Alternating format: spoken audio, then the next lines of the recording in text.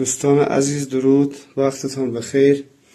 یک صحنه بسیار عجیب از حالا بگم از طبیعت رو میبینیم. من امروز که اینجا دوش گرفته بودم و این بزرگوار کلنجی داره رژه میره و میاد اینجا و عرضم به حضور جناب عالی از این پنجره که باز کرده بودم گویا رطوبت کف این حمام، این همه عقرب عزیزان توجه کنید. حالا من خیلی با احتیاط که بازم نباشه، این همه عقرب رو اینجا کشونده عزیزان. توجه داشته باشین که اگر فکر کنم من اگر با این نور توجه کنین بیش از 10 تا عقرب دوستان، بیش از 10 تا عقرب که اونم زیر اون سقفم هست. دیدین اینجا حسابی به تمام معنا این کف حمام را اصلا نگاه چجوری کف حمام را تسخیر کردم دوستان.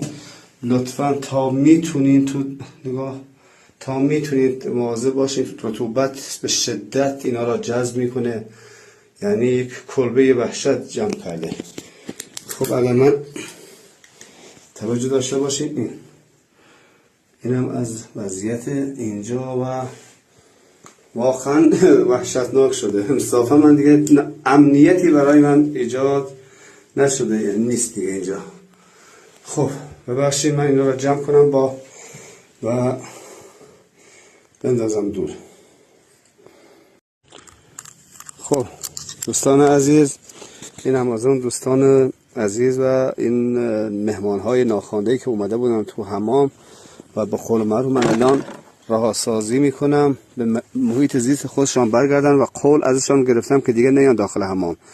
این زشته، کار خوبی نیست بدون اجازه بیان، ولی انصافا خیلی وحشتناکه. یکی از هم گم شد، هر چی کردم رفت لای سنگ ها و خدا میدونه که پیداش میشه. خب من با اجازهتان ول میکنم رهاسازی عقرب های خب و من الان این نور خاموش کنم و با این مشایعتشان بفرمایم.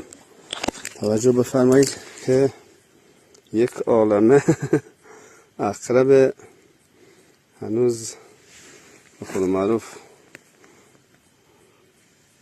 اینم از داستان زندگی من. جالبه.